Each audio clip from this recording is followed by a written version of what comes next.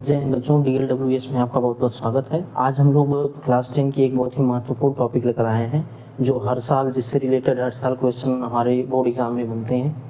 वो चाहे UP board हो चाहे CBSE बोर्ड हो, दोनों एग्जाम में इससे रिलेटेड क्वेश्चन हमारे बनते ही बनते हैं। तो आज हमारी जो टॉपिक है, मैंने ऊपर लिखा हुआ है यूक्लिड विभाजन प्रमेयिका। ये टॉपिक होती क्या है, इसका इस्तेमाल क्या होता है, और इससे रिलेटेड क्वेश्चन हम लोग अगले वीडियो में करवाएंगे। आज हम लोग इस वीडियो में समझने वाले हैं कि ये टॉपिक होती क्या है, फिर इसका स्ट्रक्चर कैसा होता है, और इसके जो एलिमेंट होते हैं, यूक्लिड एलिमेंट जो तत्व होते हैं उसमें वो क्या चीज़ होते हैं, इसके बारे में हम लोग समझने वाले हैं।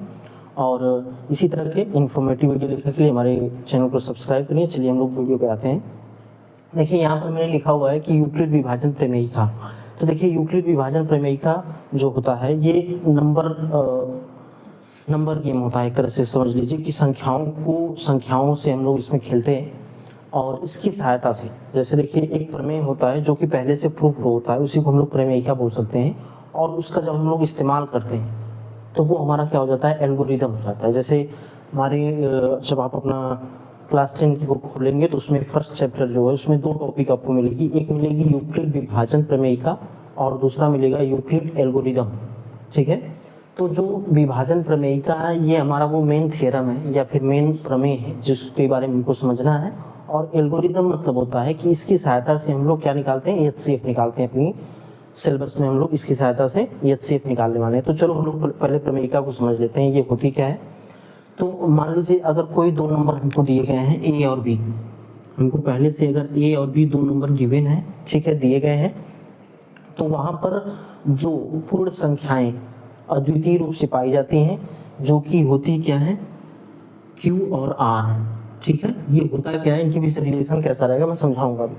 पहले अगर देखो आपको A और B दो नंबर दिए गए हैं, ठीक है, तो अद्वितीय रूप से दो पूर्ण संख्याएं वहां पर हमको मिलती हैं Q और R। इनको लिखा कैसे जाता है, इनकी रिलेशन को लिखा कैसे जाता है, तो देखो इसको लिखा जाता है A equal BQ plus R। ठीक है, जहां पर R की जो वैल्यू होती है वो 0 से बड़ी या बराबर और आपके B से छोटी होती है, B से छोटी होती है। अब देखो इसका मतलब क्या है। अब आपका ये क्वेश्चन हो सकता है कि यहाँ पर A क्या है, यहाँ पर A और B क्या है, तथा Q और R क्या है, इसका मतलब क्या है, ये कहाँ से आया है, किस तरह से। ठीक है ना, तो चलो हम लोग समझते हैं एक एक करके। पहले तो हम लोग समझ लें कि इसका स्ट्रक्चर कैसा होता है। स्ट्रक्चर इसका ऐसा होता है कि अगर दो संख्याएं आपको दी गई हैं पहले से A और B, तो वहां पर हमको दो संख्याएं और प्राप्त होती हैं जो होती है Q और R। ध्यान देना, ये अद्वितीय होती है, मतलब इनके अलावा दूसरी कोई संख्या नहीं पाई जाएगी। ये अद्वितीय होती हैं और पूर्ण संख्या होती हैं, ठीक है, होल नंबर होती हैं। अब देखिए इनके बीच रिलेशन ऐसा होता है कि A इज इक्वल टू होता है BQ प्लस R। ठीक है, अब ये चीजें क्या होती हैं, देखो जब आप मान लो कोई आपको दो संख्याएं दी गई हो, अगर सपोज दैट आपको दिया गया है कि हम लेते हैं 12 से अगर आपको डिवाइड करने के लिए दे दे कि 75 को डिवाइड करिए। ठीक है, पहले आप इस भाग को देखिए, उसके बाद मैं एक एक चीज़ आपको समझा दूंगा। अगर मैं इसको डिवाइड करूँ 12 से, अगर मैं 75 को डिवाइड करता हूँ तो मुझे क्या मिलता है, चलो देखते हैं। अगर हम 12 को डिवाइड करेंगे तो कितना होता, 12 से 72, आप लोग सभी जानते हैं 12 6 72 आएगा, तो यहाँ पर हम लोग लिखेंगे 72। ठीक है, यहाँ पर माइनस करते हैं तो हमको क्या मिलता है, यहाँ पर रिमाइंडर या फिर हमको शेषफल क्या मिल जाता है, 3 मिल जाता है। ठीक है ना, तो अब देखिए यहाँ पर ये भाग पर आधारित ही है, जैसे कि आपको क्वेश्चन यहाँ पर प्रमेय में ही लिखा गया है विभाजन, तो उसी से हमको पता चलता है कि ये विभाजन से रिलेटेड कुछ चीज़ है। ठीक है ना, तो यहाँ पर देखो भाग पर आधारित ये पूरा प्रमेय है। तो जब यहाँ पर दो नंबर हमको दिए गए थे, पहले हमको केवल कितना था, पहले हमको 12 दिया गया था और 75 दिया गया था। उसके बाद मैंने जब भाग दिया तो हमको दो नंबर और मिले, पहला नंबर हमको ये मिला, दूसरा नंबर ये मिला। ठीक मिला ना। अब देखो इसमें कौन A है, कौन B है, कौन Q है और कौन R है। ठीक है, अगर मैं अरेंज करूँ इसको तो देखो ये जो होता है ये होता है हमारा A, मतलब 75 यहाँ पर क्या है, A है। दूसरा नंबर जो दिया गया है हमको 12, यहाँ पर B है। ठीक है, और जो हमको भागफल मिलेगा, भागफल हमारा जो होता है वो Q होता है। ठीक है, और जो शेषफल हमको मिल रहा है वो हमारा R हो जाएगा, शेषफल हमारा R हो जाएगा। ठीक है, तो अब देखो अगर इस हिसाब से अगर हम लोग देखें, इस थ्योरम पर इसको सेट करने का प्रयास करें तो देखिए सेट हो रहा है कि नहीं। देखो यहाँ पर Q से भागफल को क्यू से इसलिए दर्शाया गया है क्योंकि इंग्लिश में इसको कोशेंट बोलते हैं, तो इसलिए यहाँ पर क्यू से दर्शा दिया गया है। और शेषफल को रिमाइंडर बोलते हैं, इसलिए उसे आर से दर्शा दिया गया है। और नंबर ये हमारा डिवाइजर होता है और ये हमारा डिविडेंट होता है, ठीक है, डिवाइडेंट होता है। तो ए और बी हम उसको लिख देते हैं, और यहाँ पर ये हमारा कोशेंट और ये हमारा रिमाइंडर, ठीक है। अब चलो हम लोग देखते हैं कि अगर इसको हम लोग इस थ्योरम पर रखते हैं तो क्या ये सही होता है। सही होने से मतलब ये है कि अगर ए बराबर क्या मतलब 75, ठीक है।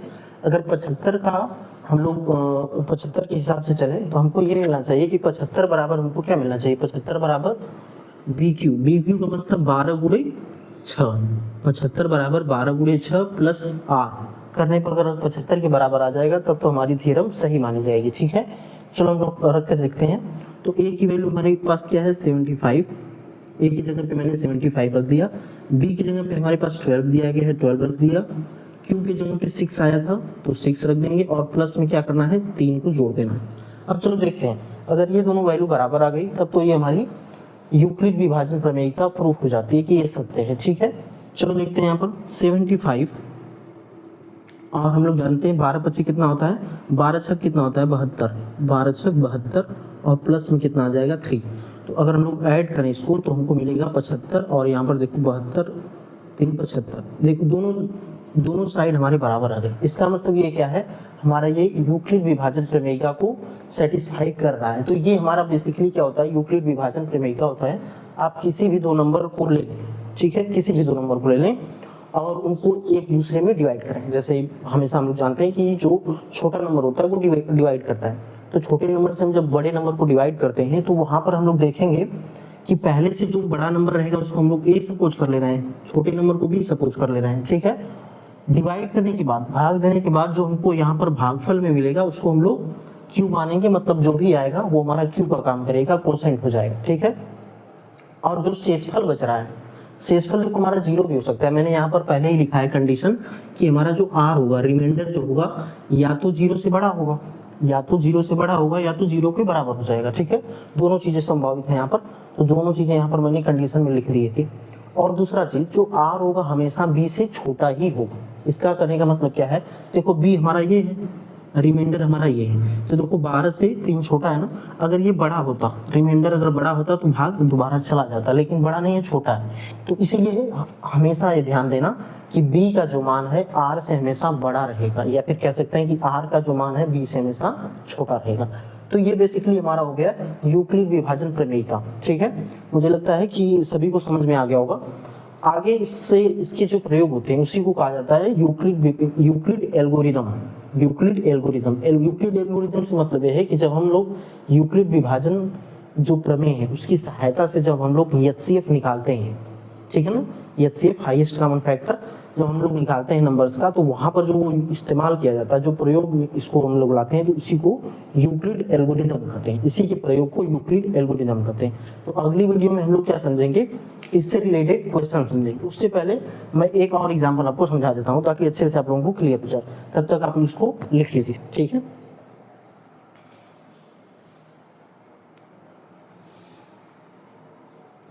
चलिए आगे इसको मैं हटा रहा हूँ और अगला एक और एग्जाम्पल लिए चल रहे हैं हम।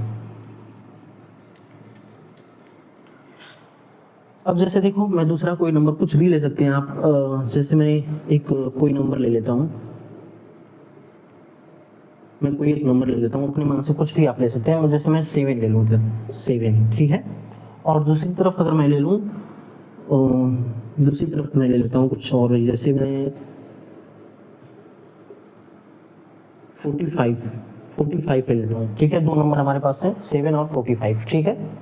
मैं इनको लेकर चल रहा हूँ। मैंने पहले ही बताया जो बड़ा रहेगा इसको हम लोग ए सपोज करेंगे, जो छोटा रहेगा इसको हम लोग बी सपोज करेंगे, ठीक है। तो कंडीशन कैसे सेटिस्फाई करनी उससे पहले हम लोग डिवाइड करके देखना पड़ेगा।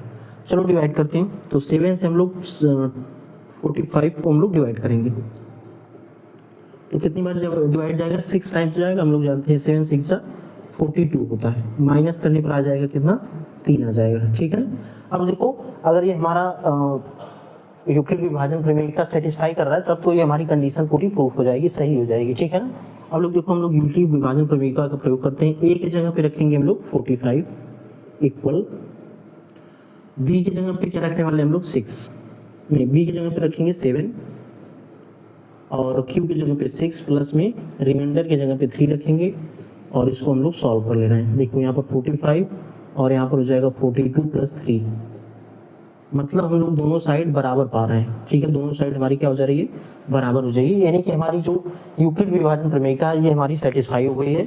तो बच्चों ये हमारा हो गया मेन यूक्लिड विभाजन प्रमेयिका।